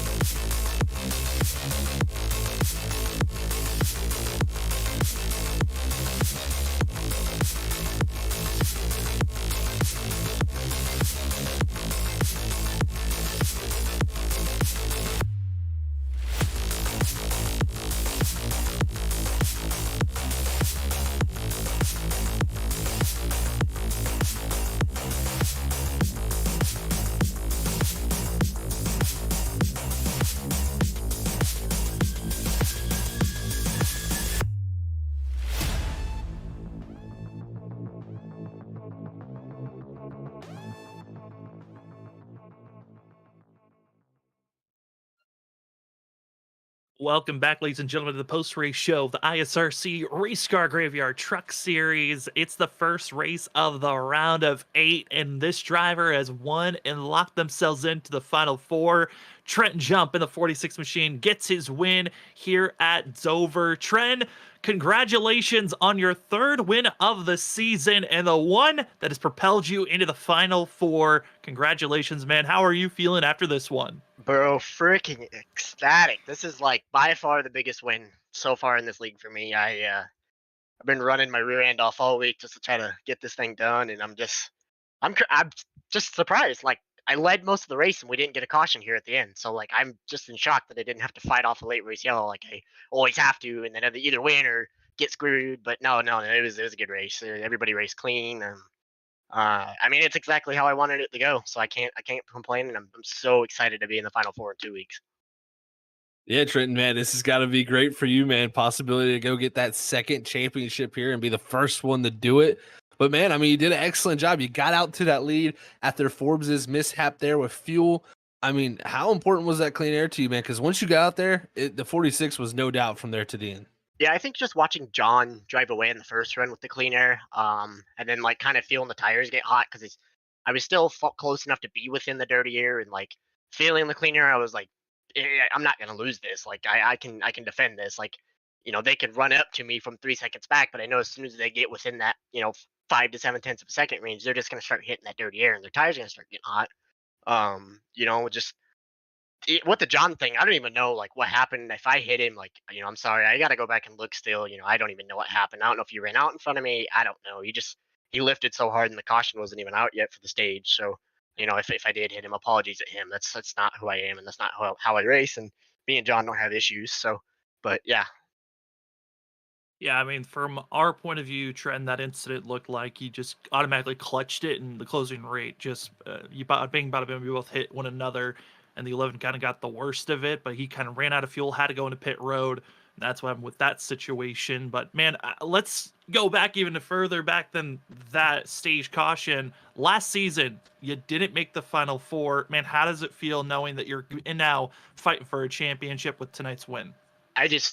I think every season I race here, I should be fighting for a championship. And last season was a bit of a disappointment. But just luck has not gone our way for the longest time in this league. And I know I came in as a rookie and got a win in my second race and ended up winning the championship the first season. But I mean, last season just was like rock bottom. And I'm so glad things are finally starting to turn around for me. And even the whole team, Armadillo Motorsports, Eric and Logan and Noah, dude, I think we've just been killing it this year. And I mean, just even at sim racing as a whole, me, Eric, and Logan have been doing the iRacing enduros, and we won the 24 hours of Daytona and we won 12 hours of Sebring, and we've just been on fire this year, and we're just trying to keep that momentum going. So I'm just really happy we can make the Final Four, and really hope we can go to Charlotte and get it done.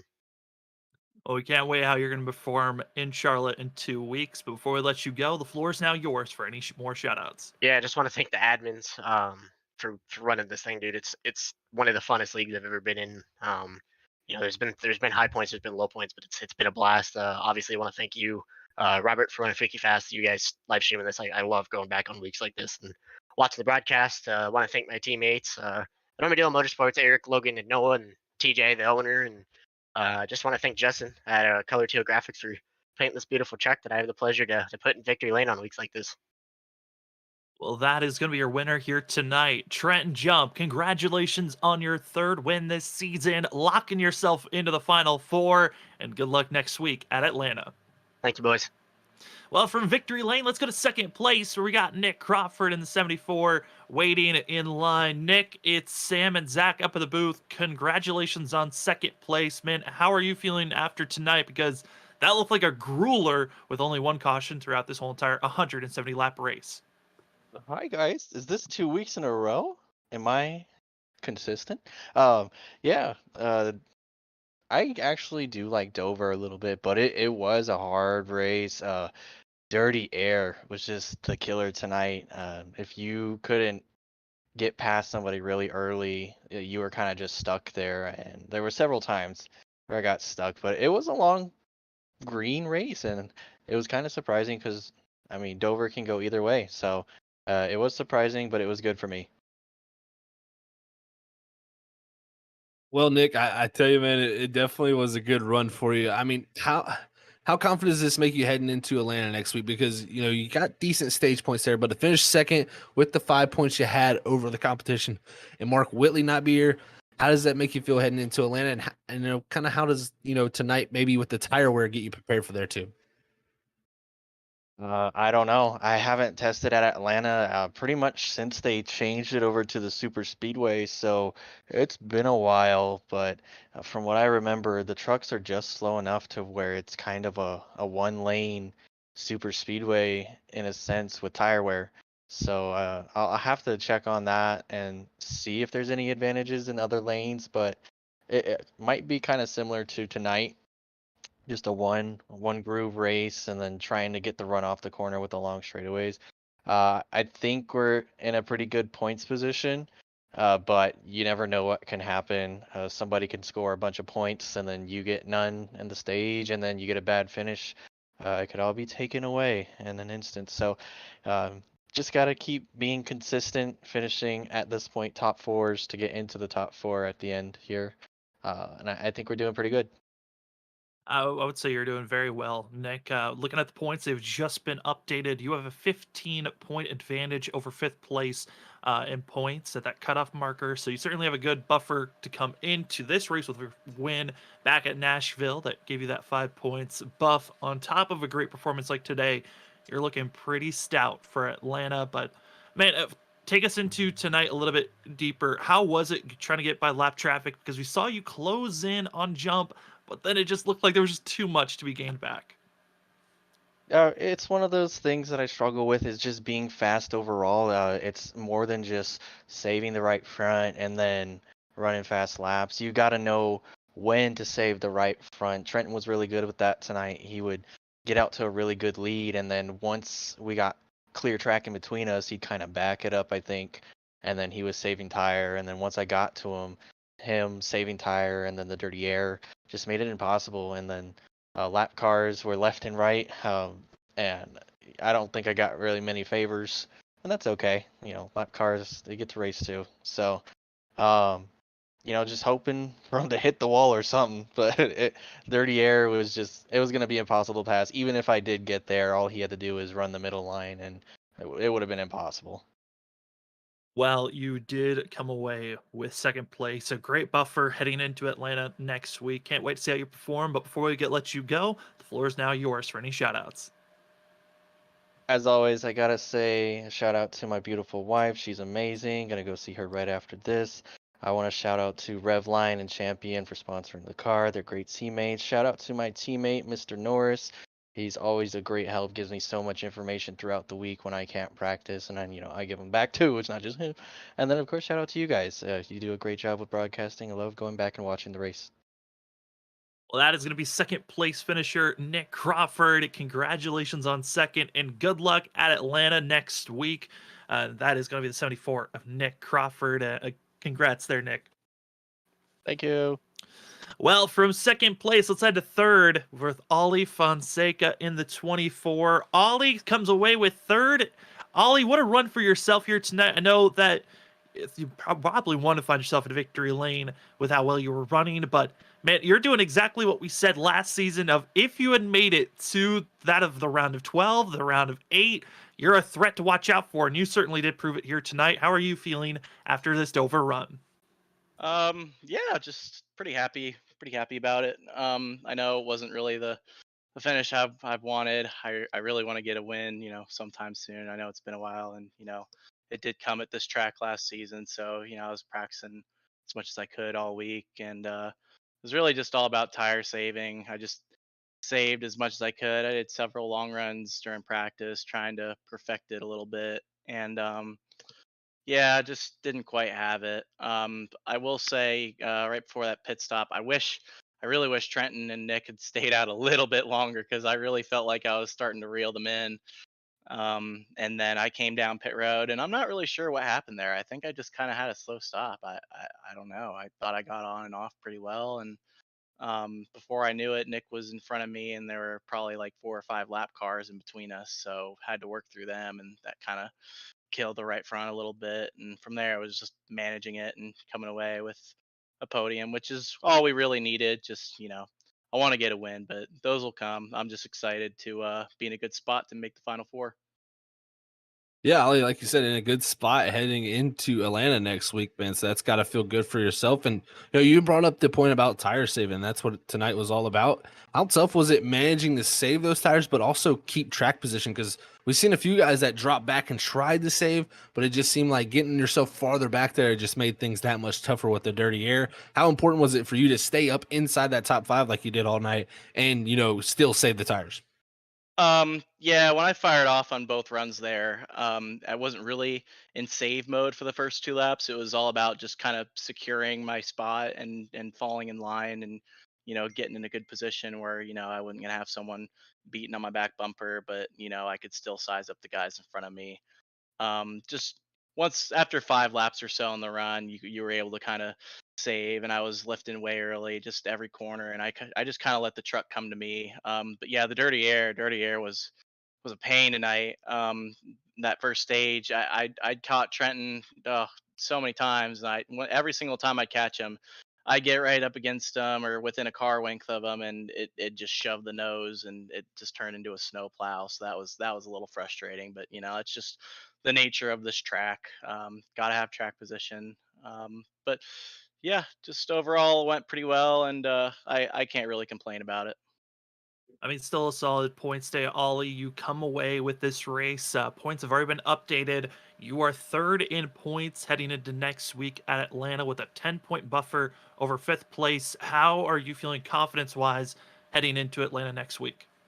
Yeah, hopefully we can just do the same thing we've been doing all playoffs. Just get another consistent run the top 5, and hopefully that's all we'll need. I know I keep on saying I want to get a win, but sometimes in these playoffs, that's not always the key. It sure helps. It sure helps, but running consistently is what really matters to me. So I plan on doing that. Well, Ollie, congratulations on third. And before we let you go, the floor is now yours for any shout outs. Yeah, absolutely.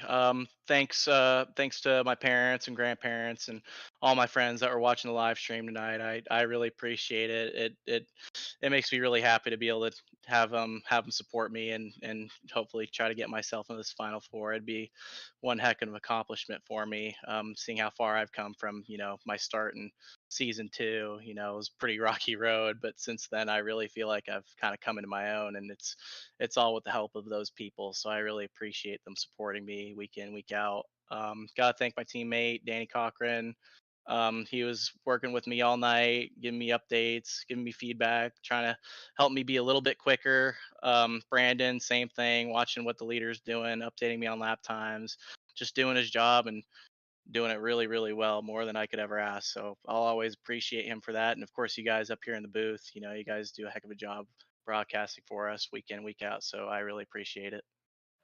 Well, thanks for giving us a great show to cover. That's going to be the 24 of Ollie Fonseca. Congratulations on third, and good luck next week on trying to make the Final Four. Thank you.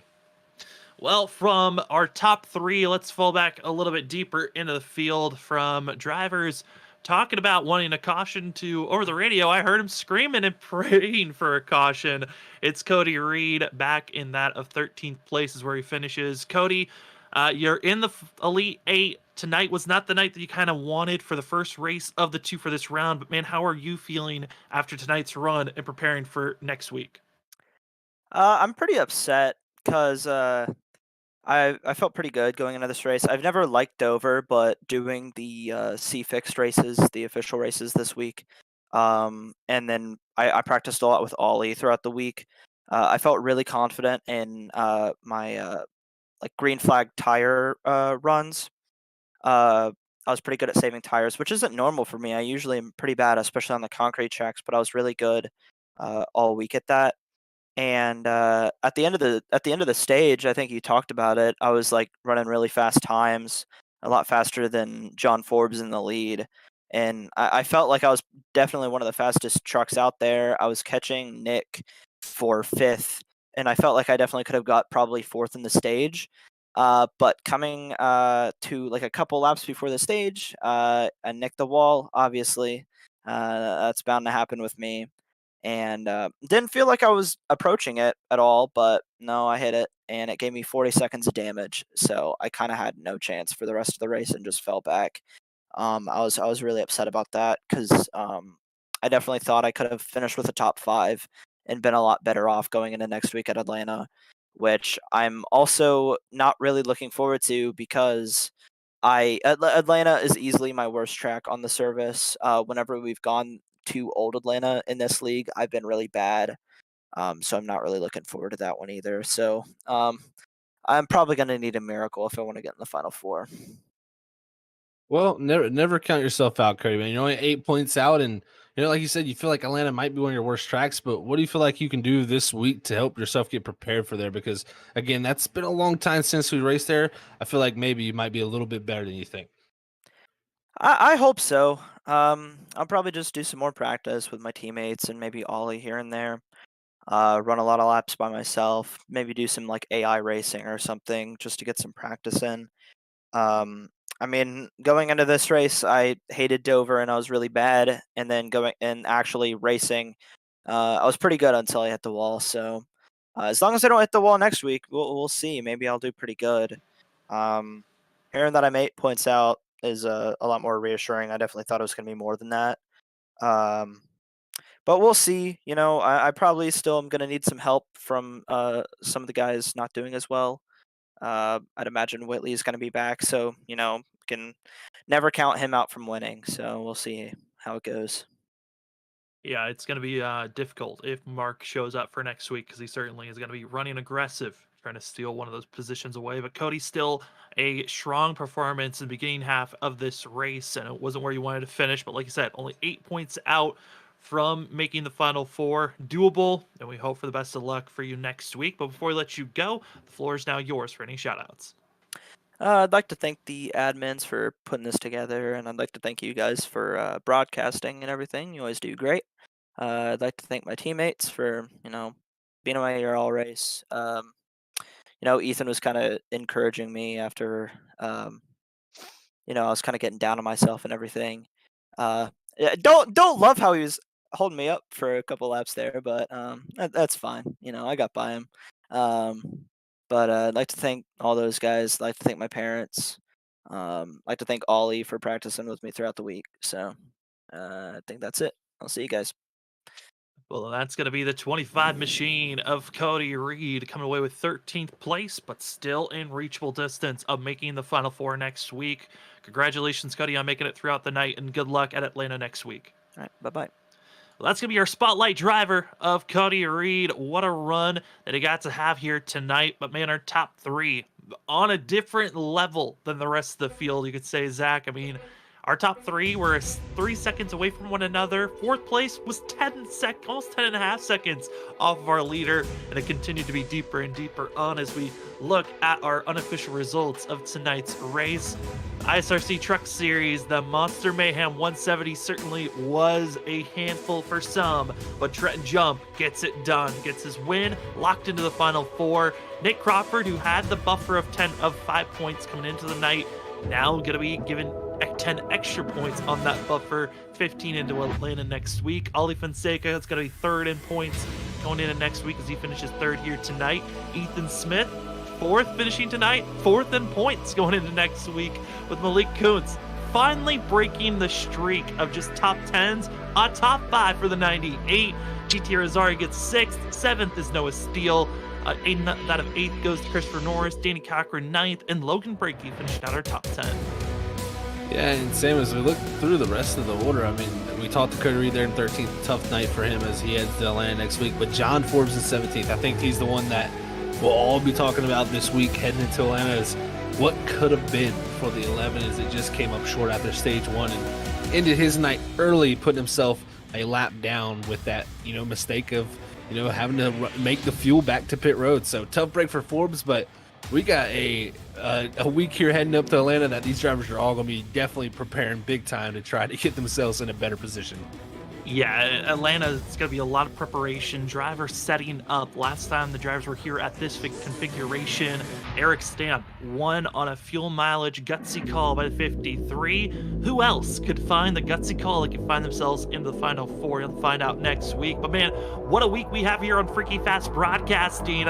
Every league that we cover is in the playoffs, and it's going to be tomorrow night to start the playoffs for the Full Send Racing Series as they head to Las Vegas. Wednesday's Darlington as they're trying to prepare to see who will make the Final Four for their league. And then on Thursday, Stars and Stripes, they're heading to Auto Club for a cutoff race for the ARCAs. Then Saturday, it's start of the playoffs as they head to the Legacy, Kentucky for the WSSR Next Gen Cup cars. Cannot wait for all the coverage we get to cover here. And Zach, certainly a good week of racing. But on top of that, we are now almost a full month away from our charity event. It's going to be the Gamers Outreach 600. That is June 10th, as you can get more details from our community Discord on how to either donate, share, or be involved as a driver. A lot of information you can grab at our Discord. That they can, man. 22 drivers already signed up for that event, and we're quickly closing in on a month away almost out of that. So it's going to be a fun time. I cannot wait to see how much money we can raise again, as we did a great job with JDRF earlier in the season with our Daytona 500.